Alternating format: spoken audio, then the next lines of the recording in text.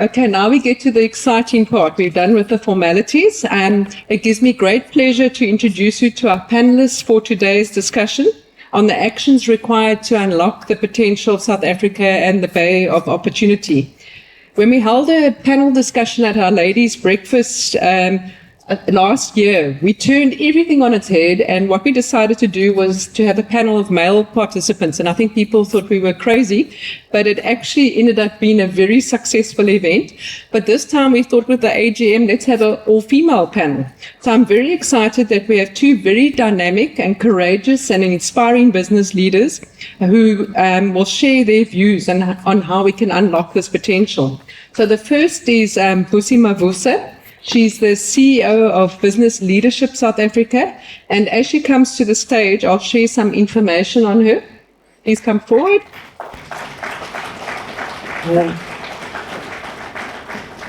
So Busi is a chartered accountant and holds 2 master's degrees, a postgraduate qualification in management, and a Bachelor of Accounting Science, and is currently pursuing a PhD. So I think you're overqualified for our board.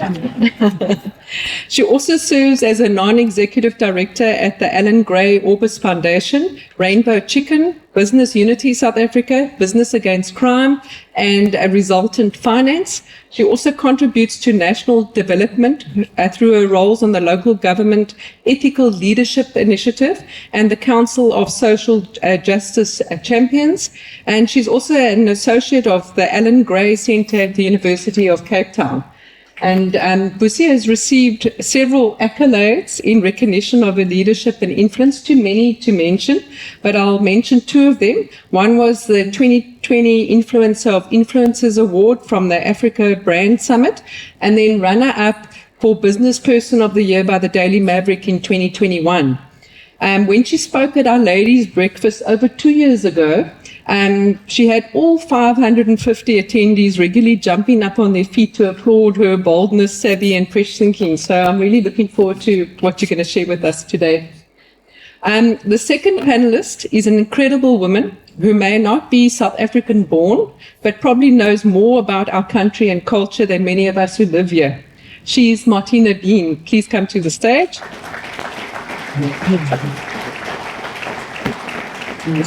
She's the Chairperson and Managing Director of Volkswagen Group Africa. And if I may add, I'm very proud that she serves as Vice President on our board. She began her career at Volkswagen in 2001 and has held multiple roles at Volkswagen's head office in Wolfsburg, Germany. And in 2010, she was appointed as the head of the Golf product line. And in 2015, she moved into the role of head of small cars before being appointed into the global role of product marketing for Volkswagen passenger car brands. In 2018, she was assigned to the Bay in the role of head of Volkswagen passenger car brands. And then after her tenure there, she returned to Germany in 2020 to take up another position, and then subsequently came back to South Africa in her current role. She's also the president of the Association of African Automotive Manufacturers. And I think Volkswagen is really a key anchor to our local economy, and they've been celebrating a number of milestones recently, including the production of the 500,000 unit of the current Polo for the export market. And what we've done now is, because you've also got your 75-year anniversary, we thought it'd be good to play the new Volkswagen ad, because it actually talks to a lot of what we're doing here today. So if we could just quickly play the ad before we start the panel discussion.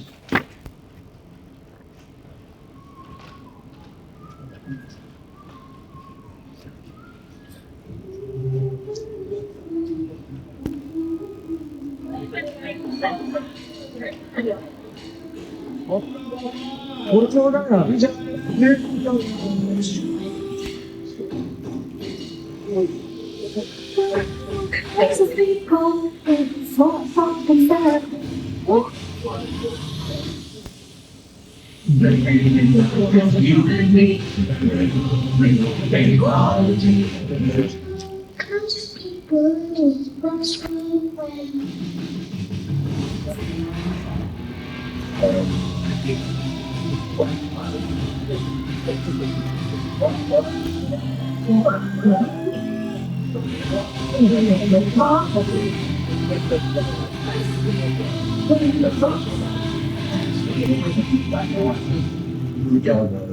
with me?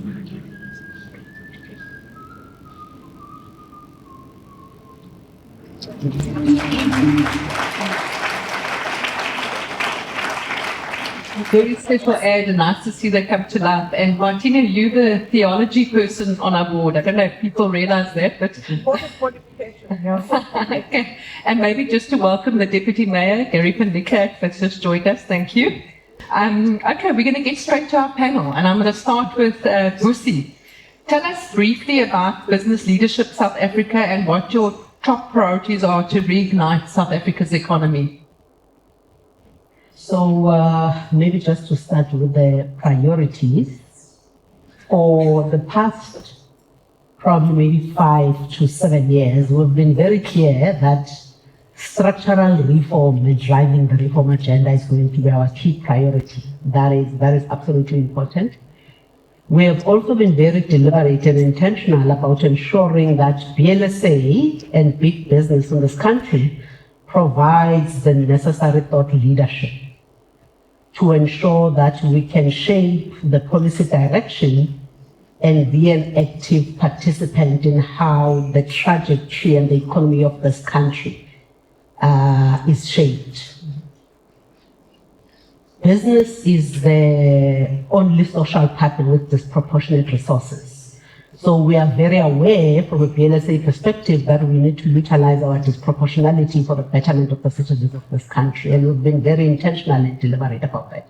And I think the last one is really utilizing our collective power to drive the improvements that we'd actually like to drive. We realize, Denise, that the problems that we face in this country are too big and are too interconnected for any one partner to solve. The reason, for instance, why we have gone into the business-government partnership is precisely because we understand that if government fails, and it's just interesting, I remember when we started with this entire partnership, a lot of people were actually saying that, why are you propping up a failing government? Why are you taking over responsibilities that government should be doing?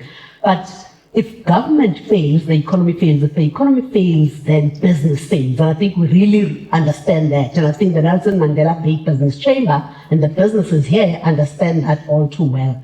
So from a mandate perspective, we really exist to ensure that the environment within which business operates is a conducive environment. And our environment as South Africa has not been conducive. There are many challenges that are actually confronting business in this country. It is unfortunate that business has had to be put in a position where they have to manage around state failure because of the failures of government, because of the weaknesses that you actually see on that front. So I think we are very deliberate that if we are going to ensure that this country succeeds, business therefore has to step in, and play these roles and drive this mandate that we're driving in fairness. Thank you for that good scene set, and we'll unpack more of that as we go along. And then maybe just to go to Martina quickly, in terms of your 75 years of building and selling cars in Nelson Mandela Bay, what is the significance of this anniversary? And also, as you look ahead, how do you see BW's role in the Bay? So I mean, the Bay is anyway the home of automotive, right? So automotive is 102 years, I think, old this year, celebrated 124, and it originated here, and it's with Ford back then. And now we are celebrating 75th anniversary, which is for Volkswagen, in Volkswagen global terms, we are the oldest plant outside Germany. So for some reason, back in the day, someone came and said, let's go to South Africa 75 years ago, which is amazing. And as you also probably, by the way, the end was not my idea. I don't know whether it was Denise's idea, so it's not me necessarily promoting Volkswagen. But on top of selling cars and building cars, I think we are building the communities. And I think that's also what's coming true in this app. And of course, the business purpose of a car manufacturer is building and selling cars. but we definitely feel like not only have to do more, but we want to do more. And I hope you'll feel the significance in the Bay. We'll hope you'll feel, or we all feel the significance in the Bay for the next 75 years to come, in not only building and selling cars, but building communities. In terms of numbers, we directly employ 3,900 people. Mainly here in the Bay, there's a 300 in Joburg in our sales offices, but that's only the direct employment. If you look then in our supplier infrastructure, and many of you are some of our suppliers, be it on the component manufacturing side or in the service supply side, it's 50,000 people. And I believe you all know these statistics. If we do an evaluation of for how many people is one of our shop floor workers responsible, it's another 10. Yeah. Probably not fully, but the significance of a manufacturing business, and it's not only us. Isuzu could tell a similar story. Ford can tell a similar story. The significance of a manufacturing business with the entire ecosystem which is created is more than a trade system, and on top of that, we really feel like we want to build and continue building communities here in the Bay, but of course also elsewhere. Yeah, thanks for that. And I've also been to see some of the community work that Volkswagen has done. That's also amazing when you think of the knock-on impact. But as a business operating here, and you fast forward now to 2026, how would you describe the operating environment? Well, a lot of it is, as we position it, it's the Bay of opportunity, which means there is a lot of opportunities to be left. And I think 2 weeks ago, when we met with the Deputy Minister of Trade and Industry, with Minister Godlimpi, or Deputy Minister Godlimpi, you again said a term which we also say very often, we are the most fixable Bay. Yeah. Because, and that is also, I don't know whether it's unique, but that's something I'll enjoy a lot, is that we are all united. So we as car manufacturers are quite united. You think we compete, and at the very end in the market, of course, we do compete. The issues we'll have, we are 95% united, and then at the end we'll have a good fight in the market. But for the rest, we'll try to drive it. And similar here, I mean, businesses, civil society, churches, I think we all feel like, not only feel, but we know what is to be done, and it just feels like it needs to be done. I was just talking to Tutu earlier on. So with the potholes, when you drive to Kariga, just an example, so you drive to Kariga and you'll find all these potholes, and you think it's probably not very difficult to fix, but up to today, from Jan to April, we have got the final May numbers, we sit with 900,000 rand on our company fleet, damaged cars through potholes. It's just like, it's unnecessary.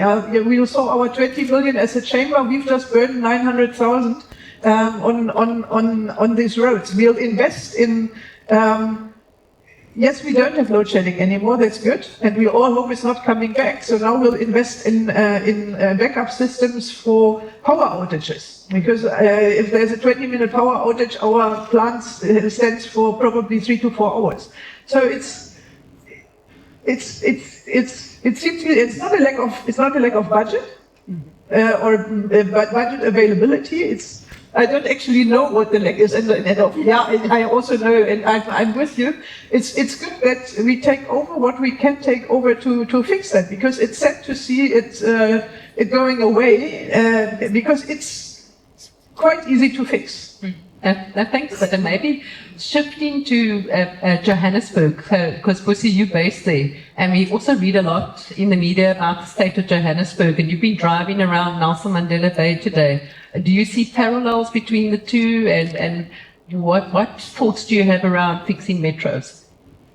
So there are definitely parallels, and I think I remember having this conversation with the DG of the water and sanitation, Sean Phillips, who used to be in Operation Bubinjala at the beginning, and he was talking about how, obviously, with the current challenges that we're having from a water perspective, when you look at that water supply chain, the responsibilities of what need to be done, development of dams and everything that needs to be done there, all sit in different spheres of government. I think that development of dams is the national government, and then the pumping stations is with the water boards, and we have local government, and cases with the distribution system into the municipality.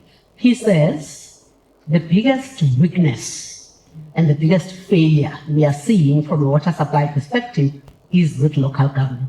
It is with municipalities. And that is true. When you look at the reason why we don't have load shedding, I think a few days ago, we celebrated a year without load shedding. A lot of people, precisely because of the municipal failure, still sit with load reduction. And I think that is just a fancy term of municipal incompetence and municipal failure. Because when you look at why we still have load reduction, it's precisely because there's been a failure by the municipalities to maintain the distribution infrastructure. They get the electricity from ESCOM, but they have to transmit this electricity into the households, within the municipality. They are failing because for whatever reason, they've not taken care of the necessary maintenance, that is actually required. We sit with that same problem in Johannesburg, in eThekwini, in Nelson Mandela Bay. But I think the problem in Nelson Mandela Bay, I think, is even that much more bigger and that much more important because this metro is strategically positioned for the auto sector and the manufacturing sector. And when you look at the big problem that we're trying to solve as a country, Denise, is the poverty, unemployment, and inequality. And when you're looking at the 65% youth unemployment in terms of the expanded definition, the 43% unemployment in terms of the expanded definition, where you have more people that are unemployed than those that are employed in all the provinces except Gauteng and the Western Cape. Gauteng and the Western Cape. The sector that has got the biggest propensity and capability to can absorb those people is the manufacturing sector.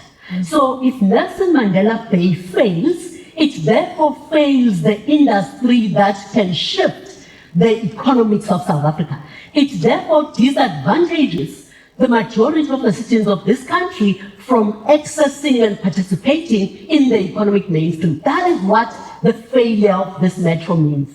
So I'm not saying Joburg is important, I'm not saying eThekwini is not important, but the strategic importance of the manufacturing industry.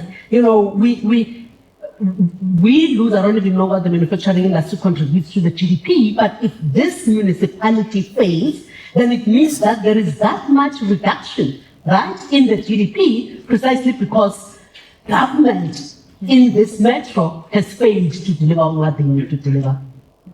And tell me, I'm interested to know, when you were driving around today, and we keep talking about this being the most fixable metro, do you agree with what we say? I absolutely agree, right? I absolutely agree. I think it's the easiest metro to fix. And I really think that the local government officials here can definitely leverage on the fact that they've got a business community that is willing to roll up their sleeves and do something about the problems that you've already started. You are adopting leads, you are adopting power stations, you are adopting potholes, you are adopting food, you are adopting everything. And you must say, why?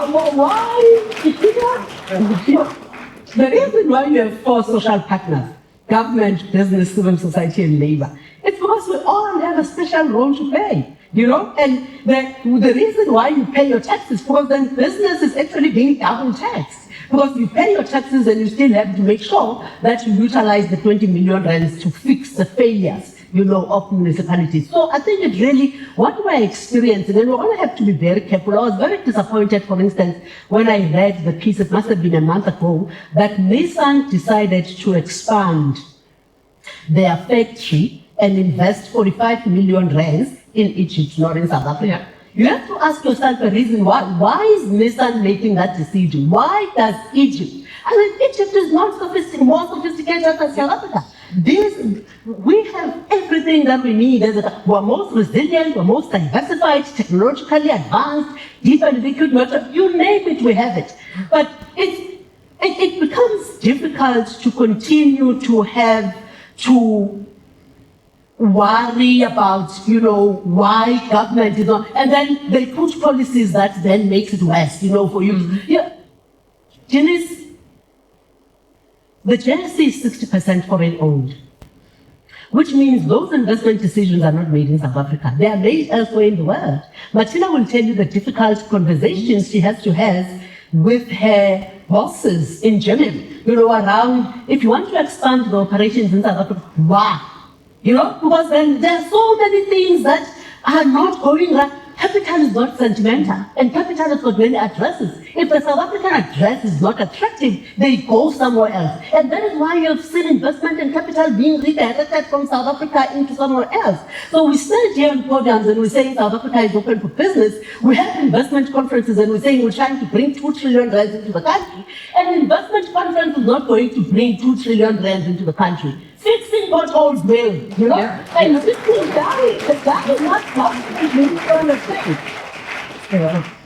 So I can only echo what you say specifically for the automotive industry, right? Our investment cycles are long. So if I pitch for investment, we are talking 2030 now, right? Yeah. Because also of a long planning circle. And exactly, my bosses in Germany don't care how many potholes I have to adopt. And also, so Volkswagen has 116 plants around the world in the Volkswagen Group.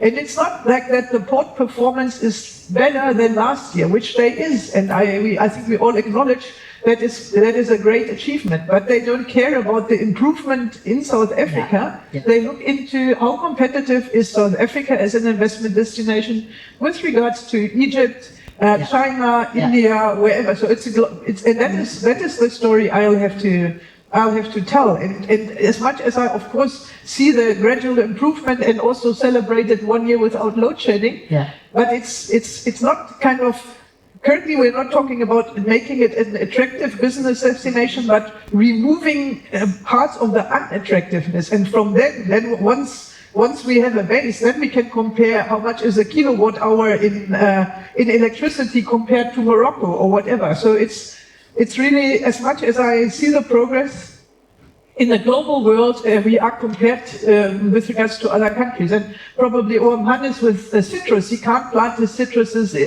in everywhere. We can build a plant almost everywhere if it works from a business perspective. And that is, I think that's important to understand. And I like that what you said, that capital is not sentimental.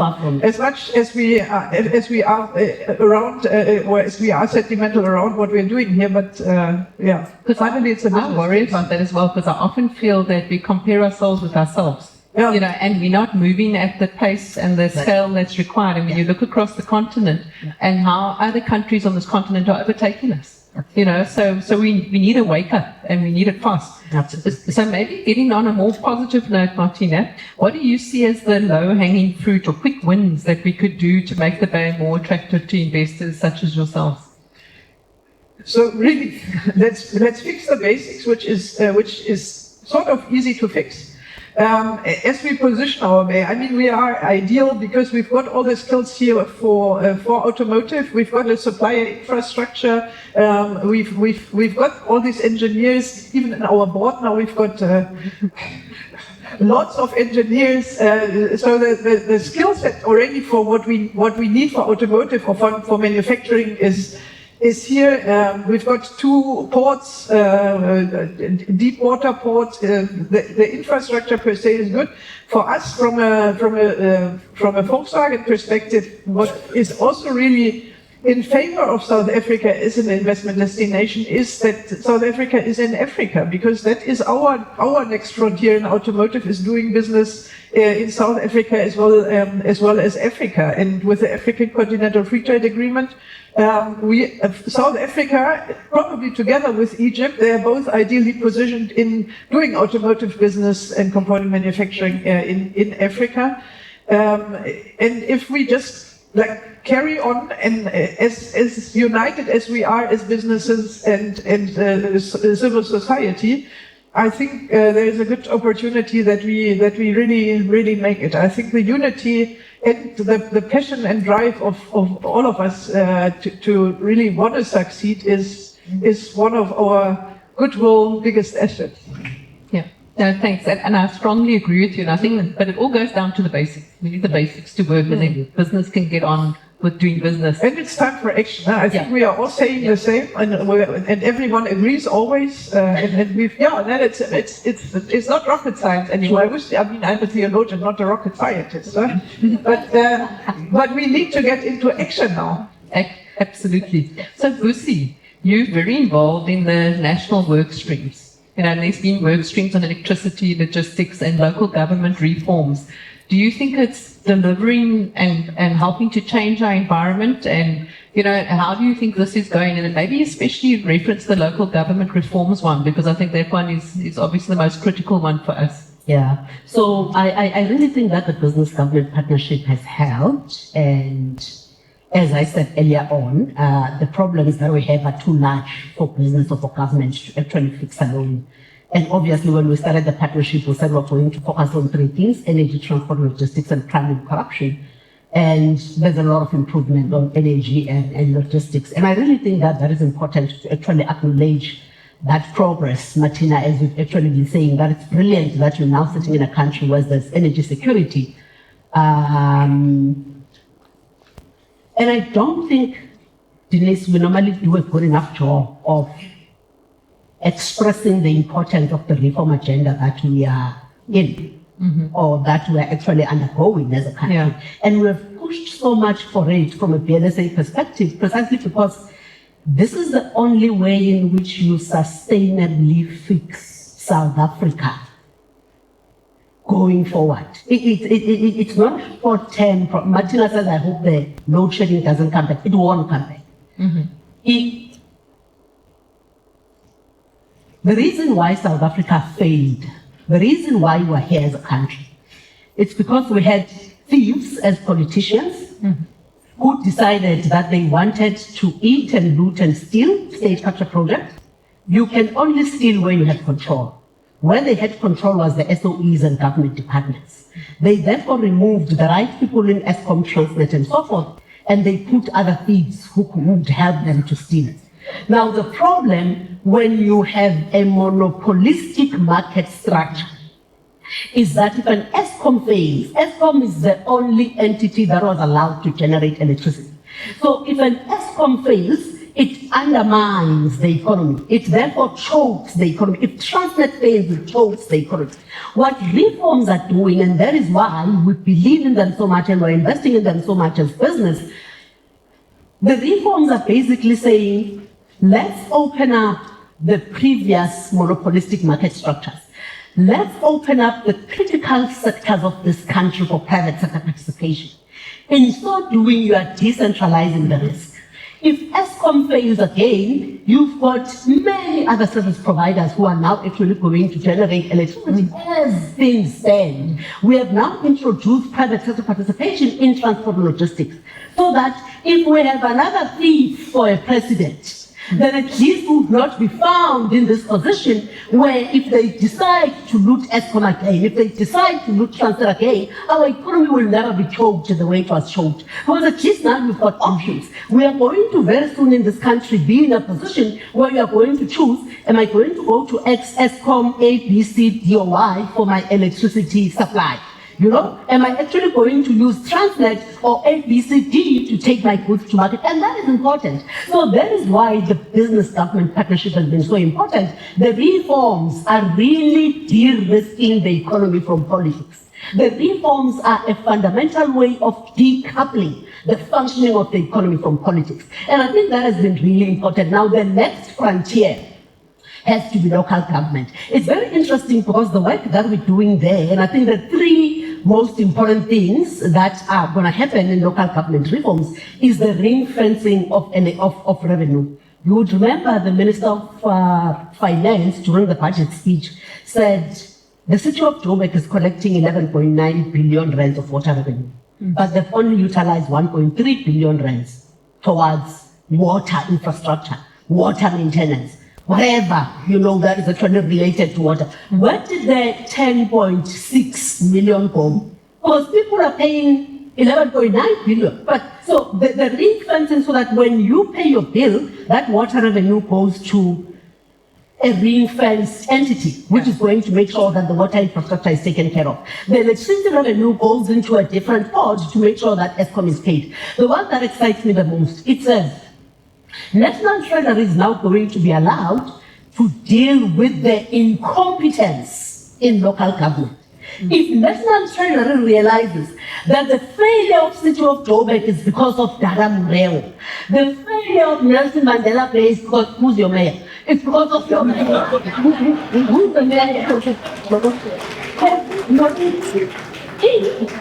If Nelson Mandela Bay is failing because of Nomushe, Nomushe will be removed. You don't buy National Treasury to say you are useless, you are incompetent, you are not serving the metro, and you are going to put competent people. And this is important because government itself has said we need to professionalize the public service. The level of incompetence, someone was saying a lot of public sector, and I think a lot of people, the failure in government is not so much because of corruption, it's because of incompetence.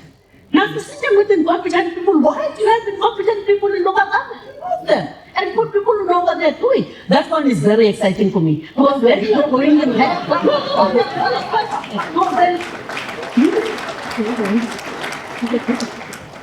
you are going to be sitting with local government officials who know what they're doing. And that is what this country deserves. I We'll share your excitement. Martina, and I know you want us to also see the questions from the audience so that we can have more engagement around these topics. But just getting to automotive policy, certainty is key in enabling ongoing investment in the sector, and the South African government has dragged its heels on this. Do you see action happening, and how do we get them to move faster? If I had this silver bullet, I would have used it.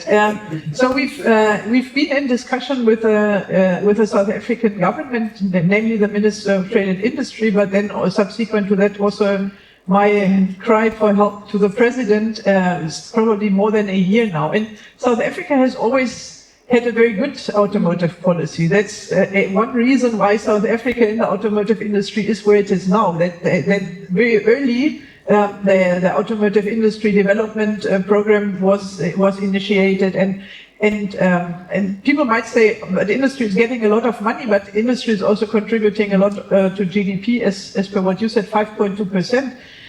Second biggest contributor to GDP is automotive industry, and it's not a lack of policy, but it's that the South African Automotive Master Plan, SAM 35, with a target of 35, which was initiated in 2018. The program? It was not only government; it was industry, it was governments. So, but what we envisioned to happen there did not happen, and in many instances. And what we need is a quick reaction to that. Not only a SAM 35 revision, and then we'll have SAM 45 or so, but we need more or less immediate action now. And that's what we've been trying to, whilst we revise that bigger scheme, what can we do in the interim to fix South African automotive industry in terms of maintaining a manufacturing hub and the component manufacturing hub, and not becoming a trade and import industry only. And that is not moving fast at all, not moving at the speed as we as manufacturers think it should move, because of the importance of that situation, because of investment decisions coming up from not only us but others, where we have to pitch why there is still business to be done in South Africa, in the automotive space and in the manufacturing space. And surprisingly, again, we all say the same. It's not a lack of what should we do. There is a lot of proposals. It's also not the industry only complaining and waiting for others to do. There is a lot of proposals on the table, which is, by the way, not import duties, but which is a better balance of the incentive scheme.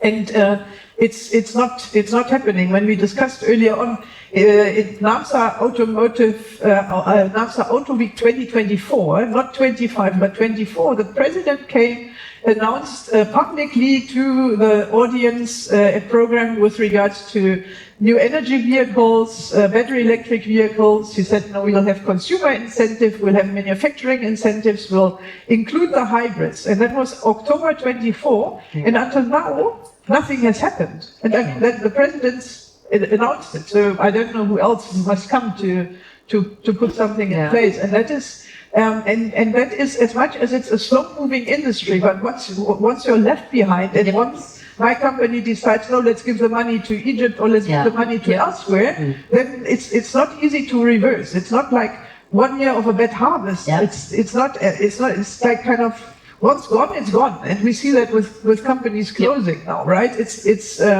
I think it's way overdue, and we've seen factories like Goodyear leaving the Bay, and this will not easily come back. So the clock is ticking, I would say, and I hope, because we all, as I said, we all say the same, that from saying we all get into action.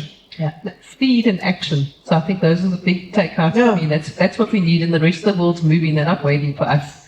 And maybe just some of the points you touched on, and then I want to go back to Busi, and then we'll go to the audience. Let's just talk about the ecosystem linked to a company like Volkswagen, because what I find when I engage with various stakeholders in that, they don't fully comprehend what a CKD manufacturer does versus your semi-knockdown. And also, it's not just the number, the 3,900 people you employ, it's all the component suppliers, but then it's the auditors, it's the banks, it's everybody else in the city, literally, you know. No, 100%. As I said, we've got this 3,900 direct, which is already quite a lot, but if I look into our suppliers, it's 50,000 people. And some of them we share with Mercedes or with BMW or another manufacturer, because still in South Africa is a lack of scale, because automotive is really large scale manufacturing. So we hardly can afford our very, very own suppliers, or they cannot afford to be exclusive, but they must also spread their volumes a bit. We are number 23, by the way, in the world as South Africa in the automotive manufacturing. So there's 22 countries manufacturing more than we, and that is what we see. And it's one of my favorite examples currently. Suzuki in India, and that's public knowledge, I looked it up in Wikipedia, they manufactured 2 million vehicles, only Suzuki in India in 2025.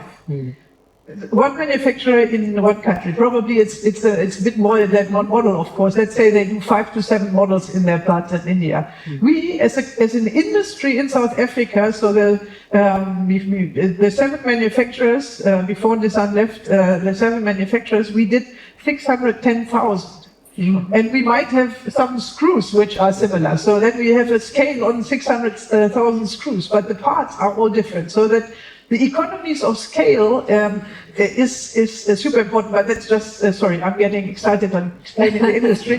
So the ecosystem, we have around Volkswagen, we have around 1,100 suppliers. That is probably 50 to 80 component suppliers. You will see the supplier park in Kariba, but also on the way Borbit, we're doing alloys and so on and so forth, many of you in the room. But also, as you're saying, service suppliers, someone delivering the water, the cleaning services, the logistics services, the whatever services. And I think that's sometimes not what is seen. And it's a cost of doing business, and that's also the discussion we are having with the South African government or with the Minister of Trade and Industry.